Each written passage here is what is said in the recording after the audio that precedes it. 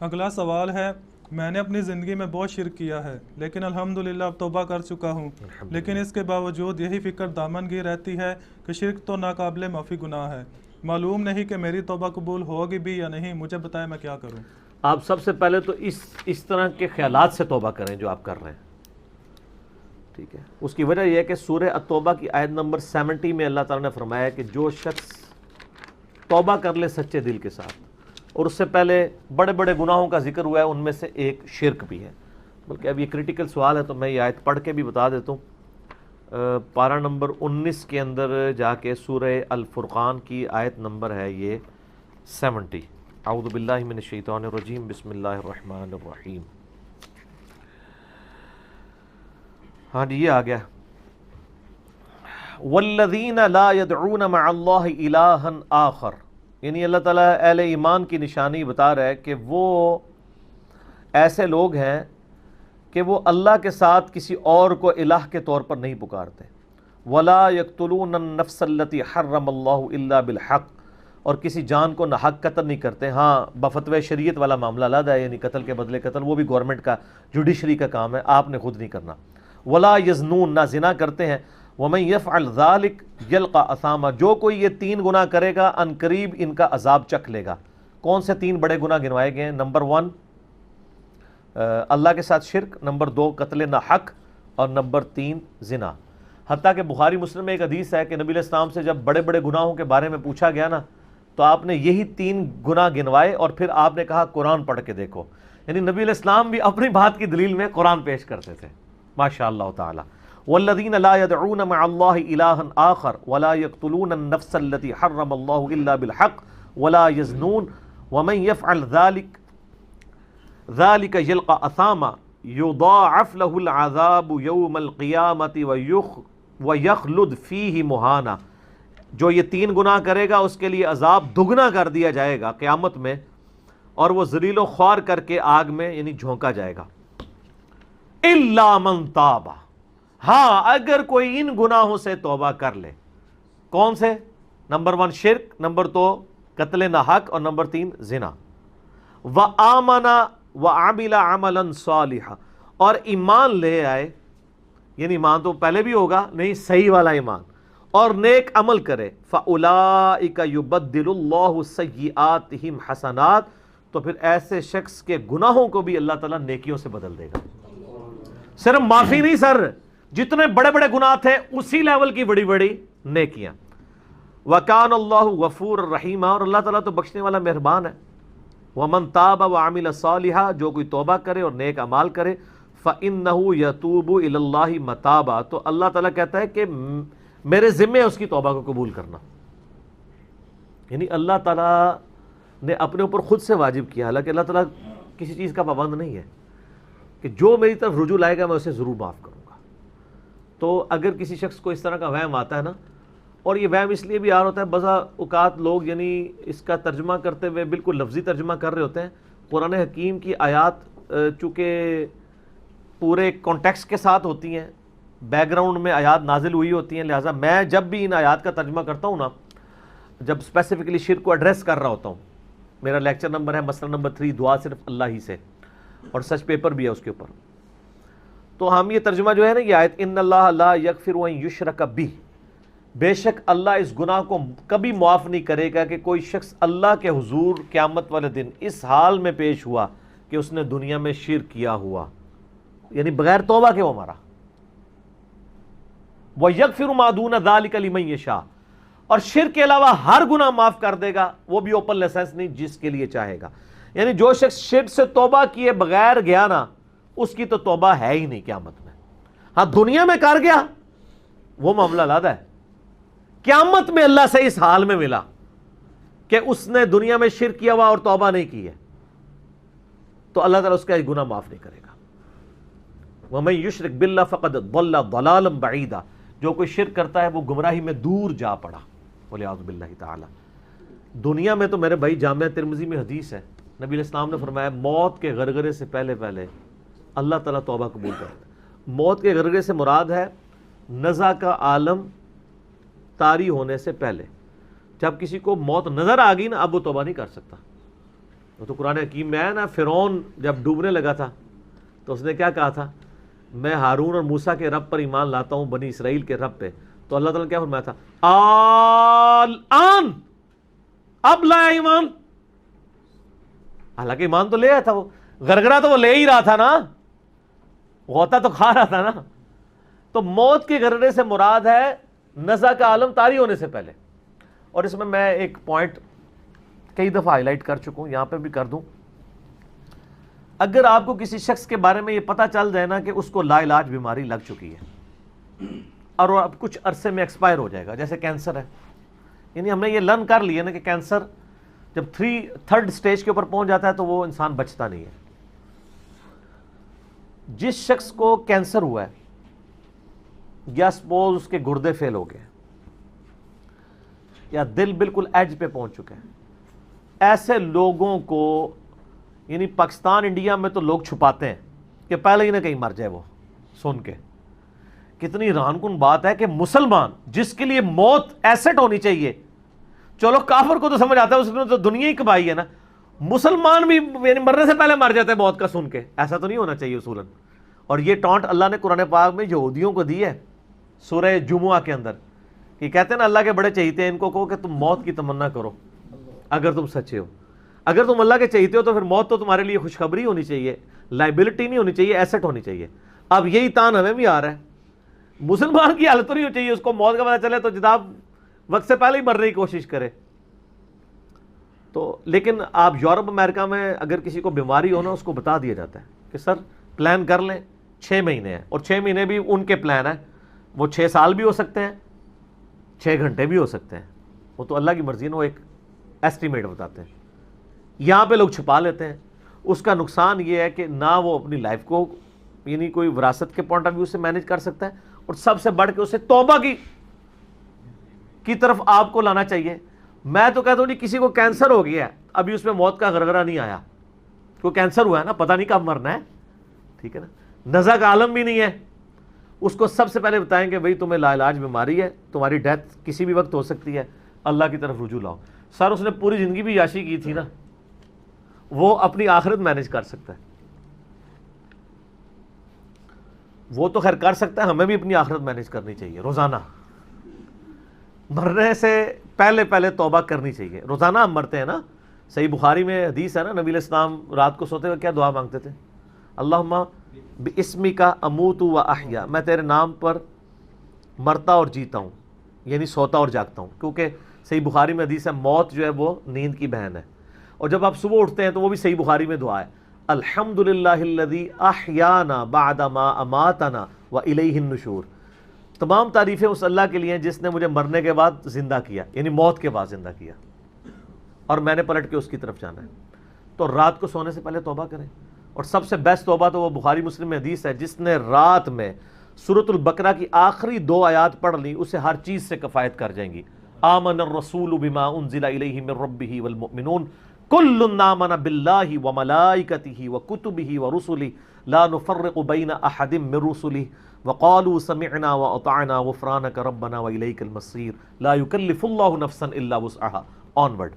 اس میں تجدید ایمان بھی ہے، اللہ پر ایمان، کتابوں پر، فرشتوں پر. اس کے بعد دعائیں ہیں، ربنا لا تؤاخذنا ان نسینا واخطانا. اس کے اندر توبہ شامل ہے. سب سے بیسٹ تجدید ایمان جو ہے سورہ بقرہ کی آخری 2 آیات ہیں. اور یہ ہمارے وظیفے میں ہم نے بلو کارڈ کے اوپر بھی لکھا ہے کہ نبی علیہ السلام نے فرمایا، اور یہ حدیث بخاری مسلم دونوں میں، جو شخص رات کو سونے سے پہلے سورۃ البقرہ کی آخری 2 آیات پڑھ لے، اس میں جو کچھ اللہ سے مانگا ہے وہ اس کو دے دیا جائے گا. یہ بھی الفاظ ہیں. تو اس میں کیا کچھ مانگا ہوا ہے؟ تو تجدید ایمان. پھر صحیح بخاری میں حدیث ہے کہ نبی علیہ السلام فرمایا جو صبح یقین کے ساتھ ایک دفعہ پڑھ لے سید الاستغفار، اور شام سے پہلے اگر مر گیا سیدھا جنت میں جائے گا. اور اگر شام کو پڑھ لیا پورے یقین کے ساتھ، یقین سے مراد ہے کہ باقی توبہ کا اس کا ارادہ ہوا، صبح سے پہلے مر گیا سیدھا جنت میں. اللہم انت ربی لا الہ الا انت خلقتنی وانا عبدک وانا علی عہدک ووعدک ما استطعت اعوذ بک من شر ما صنعت ابوء لک بنعمتک علی وابوء بذنبی فاغفر لی فانہ لا یغفر الذنوب الا انت.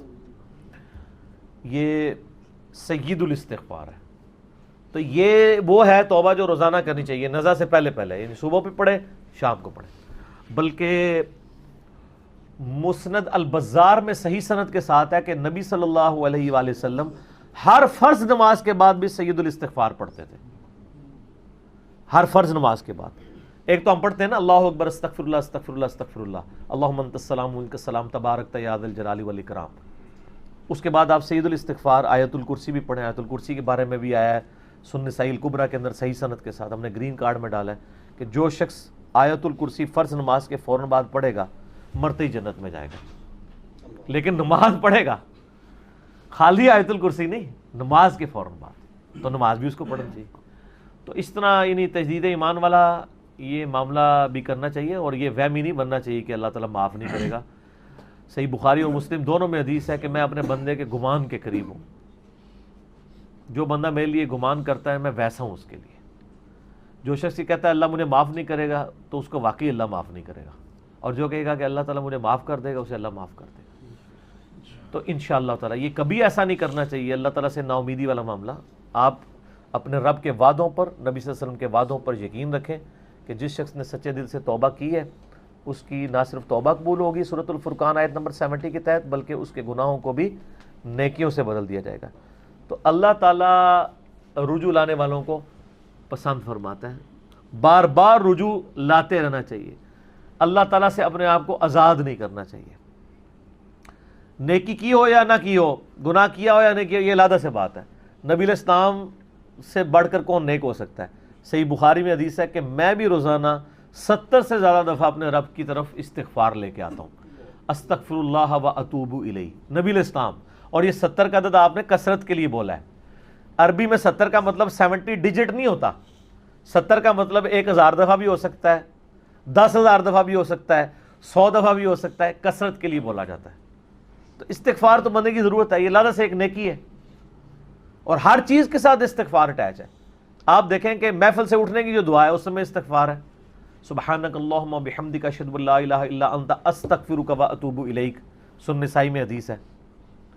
پھر سنن نسائی الکبریٰ میں حدیث ہے کہ نبی علیہ السلام وضو کے بعد بھی یہ دعا پڑھتے تھے، سبحانک اللہم بحمدک اشہد ان لا الہ الا انت استغفرک و اتوب الیک، اور فرمایا یہ پڑھ لو تو یہ اللہ تعالیٰ قیامت کے دن تک کے لیے اس کو سنبھال کے رکھ دے گا، تمہیں اس کے عوض نیکیاں ملیں گی۔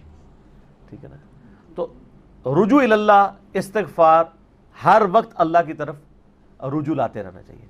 اور سب سے بیسٹ یہ ہے کہ نماز کے تشہد کی آخری جو دعائیں والا پورشن ہے نا اس میں استغفار مانگیں، کیونکہ صحیح بخاری میں حدیث ہے جب درود شریف تشہد میں پڑھ چکو اس کے بعد جو چاہو اپنے رب سے مانگو، سجدوں میں بھی مانگیں۔ صحیح مسلم میں حدیث ہے سجدے میں انسان اپنے رب کے سب سے زیادہ قریب ہوتا ہے، تم خوب رب سے دعائیں مانگا کرو، اور نبی علیہ السلام نے دعا بھی سکھا دی ہے۔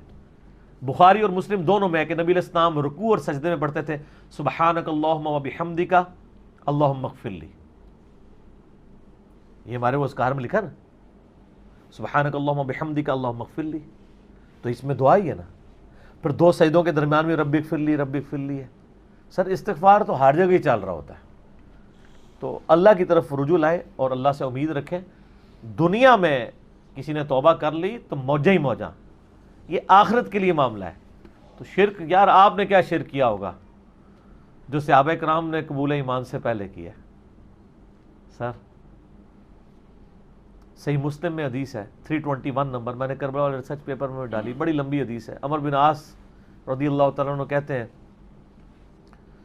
کہ جب مجھے یہ اندازہ ہوا کہ اب نبی علیہ السلام یعنی غلبہ پائیں گے، یعنی اللہ نے ان کا سینہ اسلام کے لیے کھول دیا، اسلام قبول کرنے کے لیے نبی صلی اللہ علیہ وآلہ وسلم کی خدمت میں حاضر ہوئے، تو خود ہی بتاتے ہیں، اور انہوں نے اپنے نزا کے عالم میں موت کے وقت میں اپنے بیٹے کو، بڑی لمبی بڑی رکت انگیز حدیث ہے، میرا یوٹیوب پہ کلپ بھی ہے، عمر بن عاص کی موت کے وقت گفتگو، اشک بار آنکھوں سے سننے والی ہے۔ تو خیر اس میں یہ بھی الفاظ ہیں، کہتے جب میں نبی صلی اللہ علیہ وسلم کے پاس ایمان لانے کے لیے گیا نا، تو نبی علیہ السلام نے اپنا دایاں ہاتھ آگے بڑھایا بیعت کرنے کے لیے، تو کہتے ہیں میں نے دایاں ہاتھ بڑھایا لیکن حضور کے ہاتھوں میں ہاتھ دینے سے پہلے ہی کھینچ لیا۔ میں نے کہا یا رسول اللہ پہلے مجھے گارنٹی دیں کہ میں نے جو کچھ اسلام کے خلاف سازشیں کی ہیں پچھلے 19 سال میں، اسلام کے آنے کے بعد 19 سال تک اسلام کے خلاف یہ اور خالد ابن ولید دونوں، یہ دونوں کٹھے مسلمان ہوئے تھے ایک ہی دن ایک ہی وقت میں، 19 سال. پھر اسلام کی حالت میں انہیں 19 سال نہیں ملے ہیں حضرت خالد ابن ولید کو، کفر میں ملے ہیں، اسلام میں تھوڑا وقت ملا. تو حضرت عمر بن عاص کہتے ہیں میں نے ہاتھ کھینچ لیا، میں نے کہا یا رسول اللہ پہلے گارنٹی دے میرے سارے گناہ معاف ہوں. تو آپ صلی اللہ علیہ وسلم نے فرمایا کہ اے عمر، کیا تجھے نہیں پتا کہ اسلام پچھلے کے سارے گناہوں کو معاف کر دیتا ہے، اور اللہ کی راہ میں ہجرت پچھلے کے سارے گناہوں کو معاف کر دیتی ہے، اور حج مبرور پچھلے کے سارے گناہوں کو معاف کر دیتا ہے. تو یہ اسلام لے کر آنا کتنی بڑی دولت ہے. تو یہ تجدید ایمان کرنا، کلمہ پڑھ کے یہ اپنا تجدید ایمان والا معاملہ بھی کرتے رہنا چاہیے. یہ بھی ایک توبہ کا ذریعہ ہے.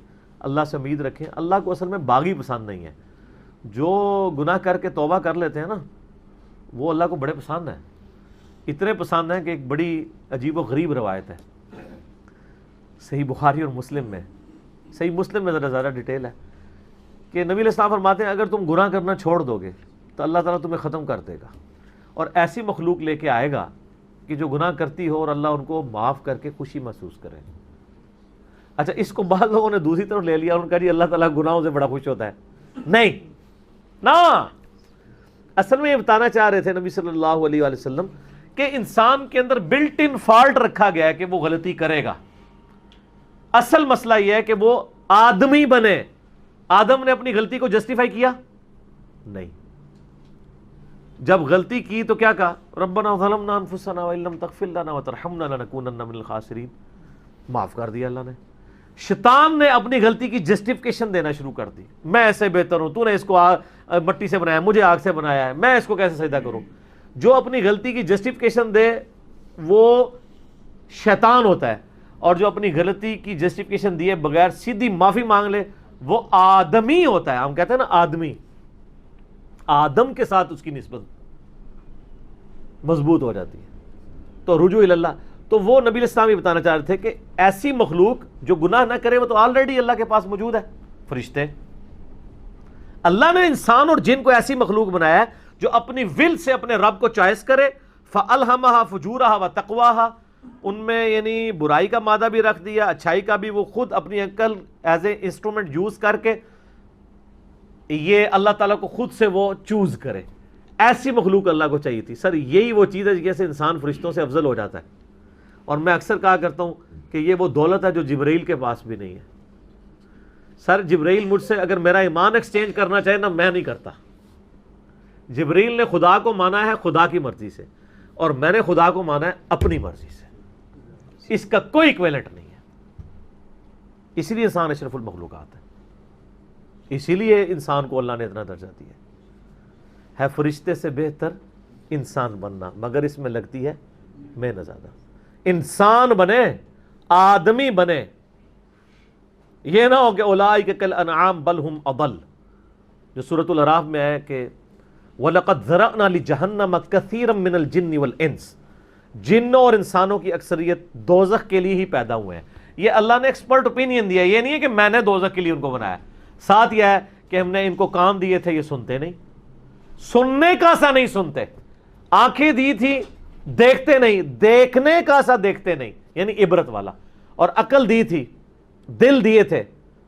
آپ عقل کر لیں ترجمہ یا دل کر لیں، وہ سوچتے نہیں ہیں. اولئک کالانعام بل ہم اضل.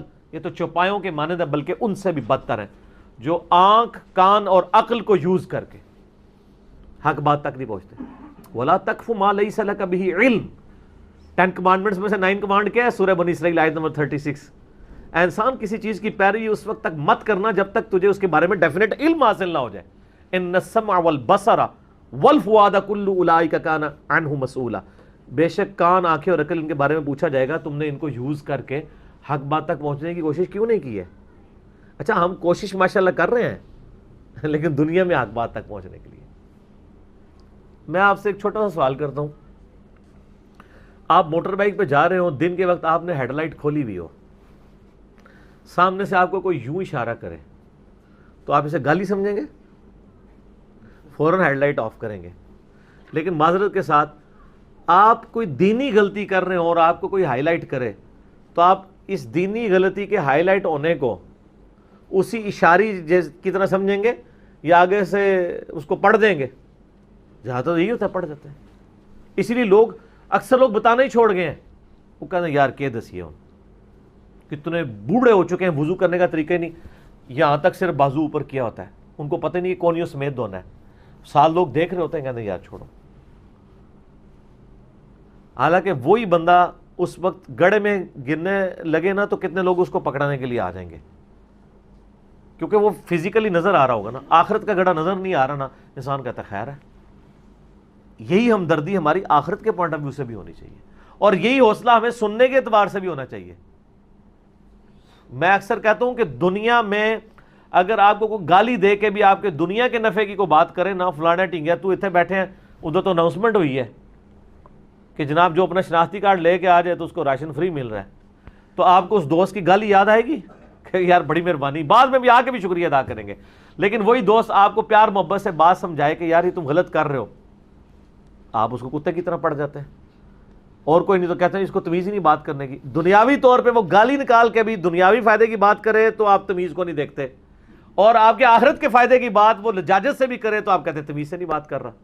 اصل میں آپ نے خود کبوتر کی طرح آنکھیں بند کی ہوئی ہیں، بلی کو غائب کرنا چاہتے ہیں لیکن بلی غائب نہیں ہوگی، تھوڑی دیر بعد آپ کی گردن مروڑ لے گی والعیاذ باللہ تعالیٰ. یعنی یہ ایک انسان کے اوپر ایک موت کی تلوار تو لٹک رہی ہے نا. ٹھیک ہو گیا جی. تو ان کو کہ بے فکر ہے، توبہ قبول ہے انشاءاللہ تعالیٰ.